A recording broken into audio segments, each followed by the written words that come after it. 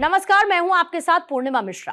हमारे खास प्रोग्राम क्या कहते हैं नरेंद्र मोदी में आज आपको सुनवाएंगे प्रधानमंत्री का वो ऐतिहासिक भाषण जो उन्होंने 21 सितंबर 2017 को नई दिल्ली में दिया।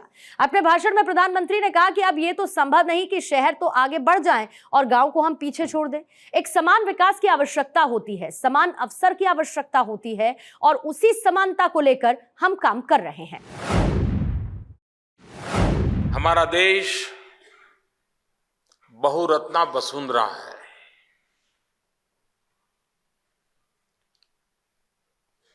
हर कालखंड में, हर भूभाग में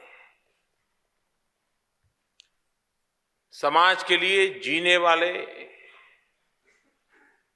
समाज को कुछ न कुछ देकर के जाने वालों की श्रृंखला अनगिनत है।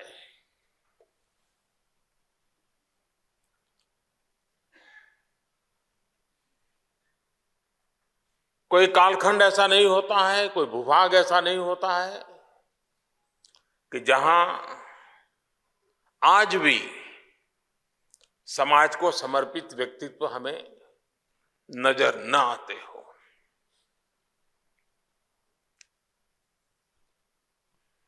कुछ लोग होते हैं जो टीवी के कारण, अखबारों के कारण, प्रचार माध्यमों के कारण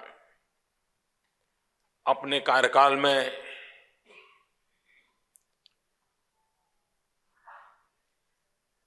मान सम्मान के कारण लोगों के बीच चर्चा में रहते हैं,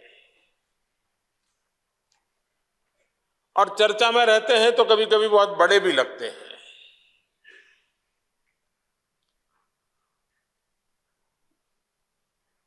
लेकिन ये देश ऐसा है कि जिसमें बहुत बड़ा वर्ग ऐसा है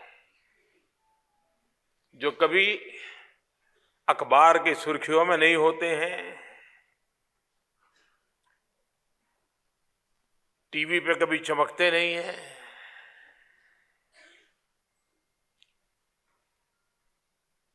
बहुत उनकी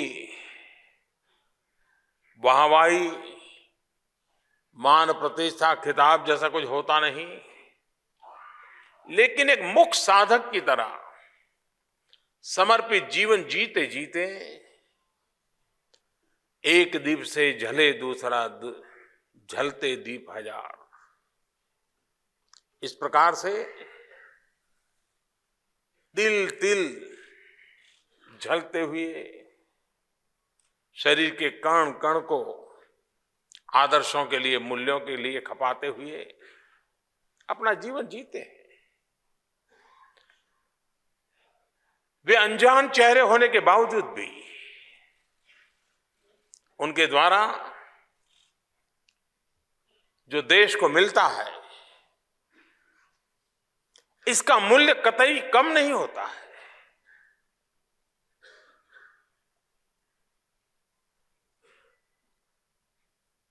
वकील साहब ऐसे ही एक जीवन में से थे। आज कई लोगों को यह भी सवाल उठेगा कि हमने तो कभी नाम नहीं सुना था, आप शताब्दी मना रहे हो। मैं मानता हूं कि नाम नहीं सुना था, वही तो उनकी सबसे बड़ी कमाल थी।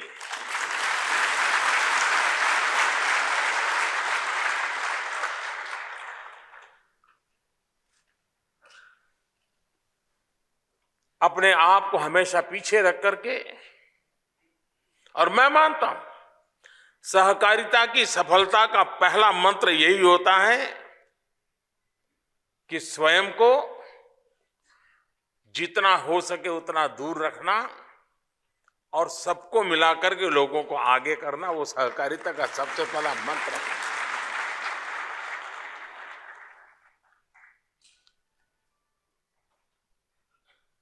उन्होंने व्यक्ति निर्माण में अपना जीवन खपाया, राष्ट्र निर्माण का एक रास्ता उन्होंने खोजा।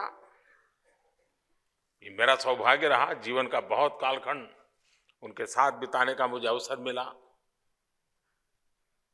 जवानी के अनेक वर्ष उन्हीं के मार्गदर्शन में काम करता रहा, और इसलिए मेरे लिए वकील साहब का जीवन एक नित्य प्रेरणा का स्रोत रहा। और जब मैं उनके जीवन पर एक किताब लिख रहा था, 25-30 साल पहले की बात है, और जब मैं बारीकियां देख रहा था तो मैं हैरान होता था कि मैं भी उनके पास रहता था, इतने सालों से रहता था, लेकिन बहुत सी बातें थी वो उनके जाने के बाद पता चलने लगी। यानी जीवन को कैसे जिया होगा, इसका ये एक उत्तम उदाहरण है। सादगीपूर्ण जीवन, और फिर भी स्वयं को हमेशा चित्र में न आने देना। साथी आगे बढ़े, साथियों की शक्ति बढ़े, विचार को ताकत मिले, ये अपने आप में इस महान परंपरा की एक अनमोल रत्न के रूप में उन्होंने काम किया। शताब्दी वर्ष के निमित्त कई कार्यक्रम होंगे। सहकारिता आंदोलन को एक नई ताकत मिलेगी।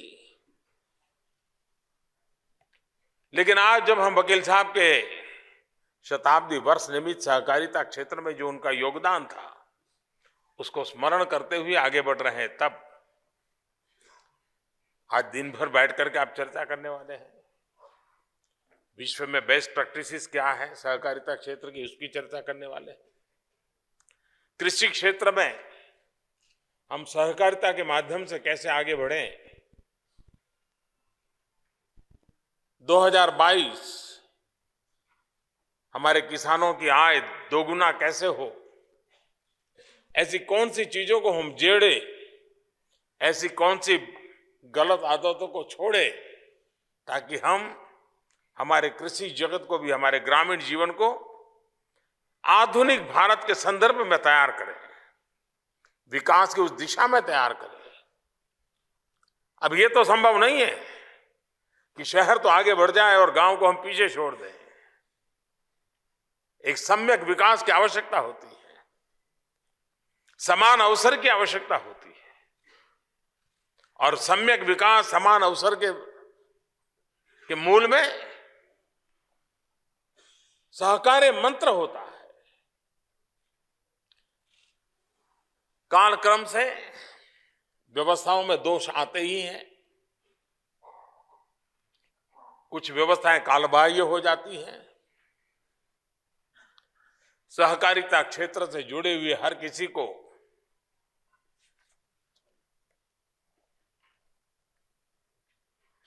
आत्मचिंतन भी करते रहना चाहिए।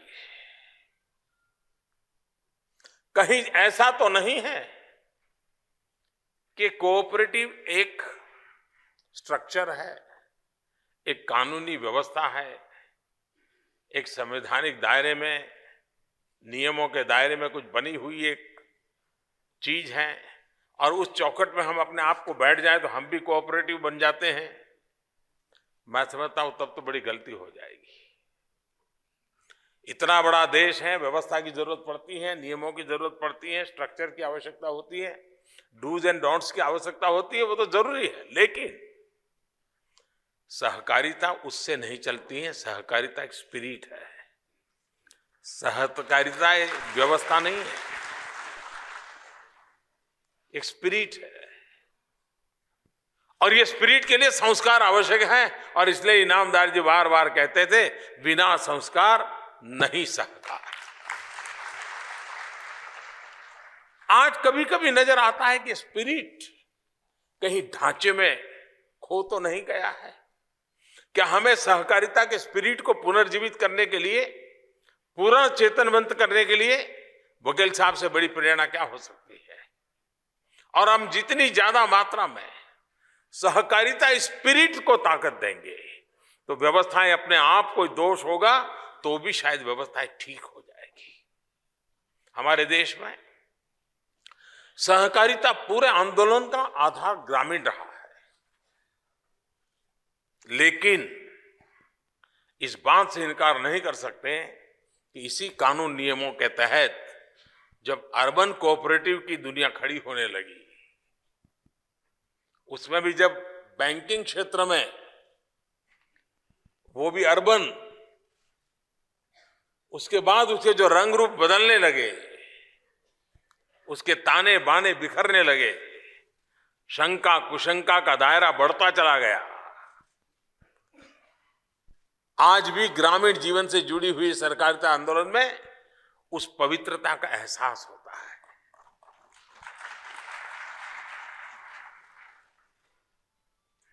किसान को भी लगता है कि हाँ, मेरे लिए सही रास्ता है, और इस सहकारिता आंदोलन के लिए समय देने वालों को भी लगता है हाँ, मैं इसके माध्यम से गांव गरीब किसान का कुछ कर रहा हूं। अब आप लोग इतनी चर्चा करने वाले हैं, आज एक छोटा सा विषय मेरे मन में है जो मैं आपके सामने छोड़ना चाहता हूं। आप जरूर उस पर चर्चा करेंगे। हमारे देश के किसान की कई समस्याएं हैं, लेकिन एक बात अगर हम देखें, किसान जो खरीदता है वो रिटेल में खरीदता है, और जब बेचता है तो होलसेल में बेचता है। ये उल्टा हो सकता है क्या?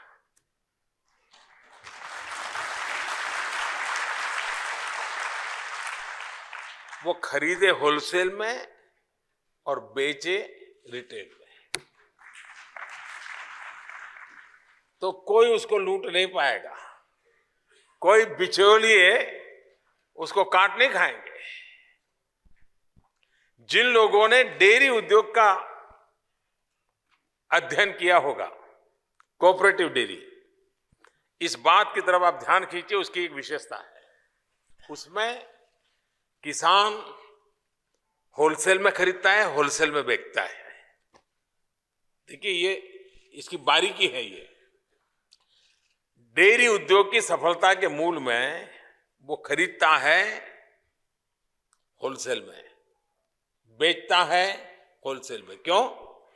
पहले जो दूध उत्पादन करता था तो 10 घर में 1-1 लीटर दूध बेचने जाता था। आज 10 लीटर लेकर के एक ही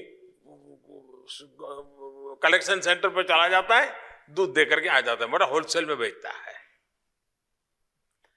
और वो खरीदता है तो भी डेयरी के द्वारा उसका खानदान है, उसके दवाइयां हैं, उसकी केयर करने की है पशु की, ये सारी व्यवस्था सामूहिक रूप से पूरे गांव को मिलती है। उसका एक परिणाम आया कि डेयरी में उसको कोई न कोई ताकत मिलती रही, वो बचता रहा, अतिरिक्त आय का साधन बना। बाकी हर क्षेत्र में उसकी एक कठिनाई है। हम अगर यही मान लीजिए वो प्राइवेट को होलसेल में दूध देता तो इतनी कमाई नहीं होती। वो कोऑपरेटिव था और इसलिए उसकी कमाई की आधार बना। क्या हम ऐसी कोऑपरेटिव मूवमेंट को खड़ा कर सकते हैं जो एक तो परंपरागत चली आ रही है, पहले 5 मंडली थी, वो लोग चलाते हैं, मैं दिखा दूंगा, मैं छठी बना दूंगा, एक नया सहकार का रूप बना है। लेकिन वो 5 चलती है, चले, और 10 ऐसे विषय हैं कि जिसमें अभी किसी ने कदम नहीं रखा है। क्या मैं उन नए क्षेत्रों में जाकर के सहकारिता के द्वारा समस्या का समाधान कर सकता हूं क्या? अनगिनत क्षेत्र पड़े हैं जिसमें आज भी सहकारिता क्षेत्र के हवा नहीं पहुंची है। जहां पहुंची है वहां स्पर्धा बहुत है। शुगर होगी, स्पर्धा बहुत है, दूध है, स्पर्धा बहुत है। जहां पर कुछ न कुछ है वहां स्पर्धा स्वाभाविक भी है। लेकिन ऐसे बहुत क्षेत्र हैं जिसमें एक पीढ़ी को खपना पड़ेगा, तब जाकर के सहकारिता की ताकत बढ़ेगी।